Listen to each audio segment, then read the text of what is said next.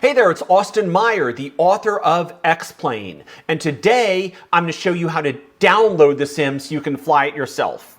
I'm going to pop open a web browser here. I happen to use Brave. And we will go to x-plane.com. Xplane.com. That's x-plane.com.